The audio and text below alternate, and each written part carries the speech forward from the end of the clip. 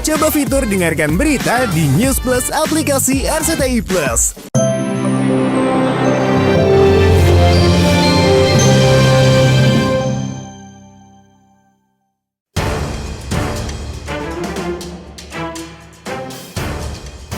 Pemirsa, perseteruan selebgram Lisa Mariana dengan Ridwan Kamil, mantan Gubernur Jawa Barat, semakin mendidih. Tak pernah hadir di sidang kasus hak identitas anak yang digugat LM. RK melakukan manuver hukum yang bikin ngeri dengan resmi menggugat LM 105 miliar. Gugatan itu sebagai balasan atas gugatan perdata LM senilai 16,6 miliar yang dianggap halu oleh pihak RK. Seolah tak takut jatuh miskin jika kalah dari RK, LM menyikapi gugatan itu dengan santuy.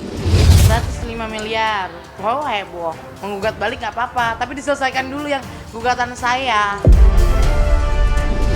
Itulah dia seorang ex-gubernur menggugat seorang ibu ya yang sudah dirugikan. Memang tidak munafik, kita melakukan sama-sama mau. Kenapa saya yang digugat? Kenapa pihak perempuan yang selalu disalahkan? Aibnya sendiri gitu loh. Yang menuduh orang, ya kami ya santai-santai aja. Ya, jika masing-masing kubu saling menuding halu teriak halu, siapa yang benar-benar halu di mata pihak ketiga? Lagi-lagi pihak ketiga di antara LM dan RK yang getol tampil di muka publik adalah Ayu Aulia dan Revelino. Ayu adalah mantan teman LM, sementara Revelino disebut-sebut sebagai mantan kekasih LM, sekaligus ayah biologis dari anak yang dilahirkan LM. Dan hanya oleh Bapak RK seorang, tidak ada orang lain sebelum-sebelumnya. Biasa, ada orang cuma lihat bentar lagi aku jemput loh. Kayak hari itu, hari Minggu ketemu ya. Saya bingungnya itu kenapa harus bermunculan tokoh-tokoh baru untuk mengecoh.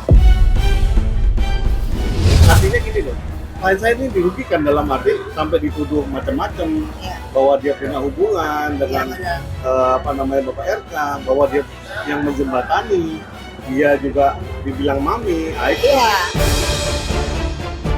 Tak takut pada kesiapan Revelino bersaksi di sidang perdata yang bakal menguntungkan pihak RK, belum apa-apa. LM sudah menyebut kesaksian Revelino adalah palsu.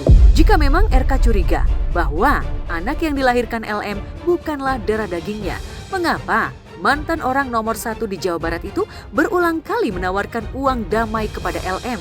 Mengapa LM ogah menerima uang damai dari RK? Puluhan juta. Tolong Lisa di take down, saya kasih sekian. 2 digit, Bang. Gak sepadan sama kerugian psikis saya kena, mental saya kena, satu Indonesia menghujat saya. Seperti itu loh. Pekan ini, sidang perdata antara LM versus RK akan kembali digelar dengan agenda mediasi. Sayangnya, meski majelis hakim mewajibkan tergugat hadir dalam mediasi, RK sudah menyatakan bahwa ia tidak akan pernah hadir di sidang itu. Tak ayal, LM kini tengah menyiapkan manuver hukum baru untuk membikin kapok laki-laki yang pernah memperlakukannya bak ratu saat mereka kencan di Palembang. Makanya gugatan belum kelar. Beliau tidak pernah hadir, ya. Dalam suratnya tidak akan hadir terus-menerus.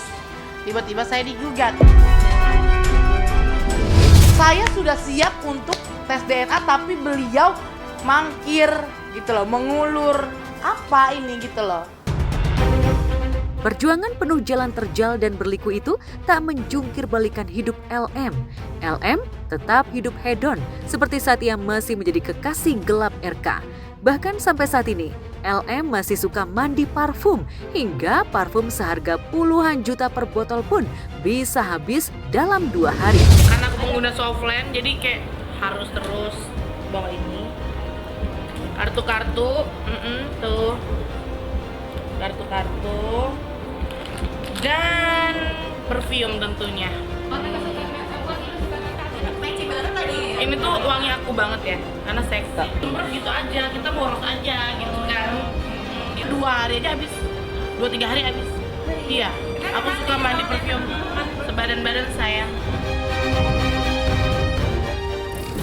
Saya nggak mau berlarut-larut karena saya mau berkarya ya. Saya nggak mau famous with skandal gitu. Banyak bakat-bakat saya yang bisa, maksudnya saya cari uang dari situ gitu loh.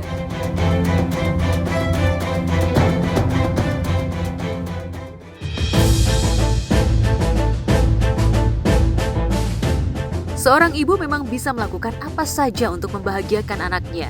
Namun, Paula Verhoeven sudah terima kalah dari Baim Wong suaminya dalam urusan hak asuh anak. Setelah Pengadilan Tinggi Jakarta menolak banding yang diajukannya, Paula enggan mengajukan kasasi ke Mahkamah Agung. Paula rela mengalah demi kesehatan mental dan masa depan kedua putranya. Saya tidak akan berbicara banyak di sini karena seperti di Instagram yang saya tuliskan juga sudah cukup mewakili semuanya. Dulunya pada saat putusan tingkat pertama di Pengadilan Agama Jakarta Selatan, anak itu dikasih hak 2 minggu kepada Baim Wong, 2 minggu kepada termohon. Namun dalam putusan ini diperbaiki karena dianggap tidak layak untuk mendapatkan hak asuh terhadap anak tersebut.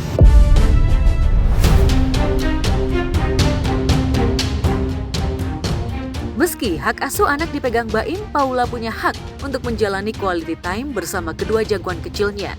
Jika Baim menghalang-halangi atau membatasi Paula bertemu darah dagingnya, maka status hukum Baim sebagai pemegang hak asuh anak bisa dicabut. Tapi dikasih akses sama Kak Baim, Mbak. Doain aja ya Mbak. Dia hanya dikasih akses untuk bertemu, tapi tidak diberikan akses untuk lebih luas dari itu.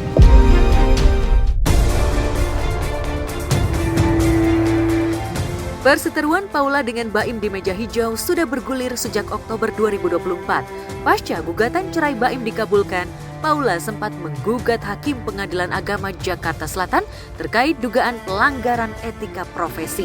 Sebetulnya ini tidak akan menjadi masalah begini kalau kemarin dia tidak bikin ulah dengan semua orang dilaporkan kemana-mana. Sampaikanlah cinta. Ya sudahlah, emang harus begini jadinya.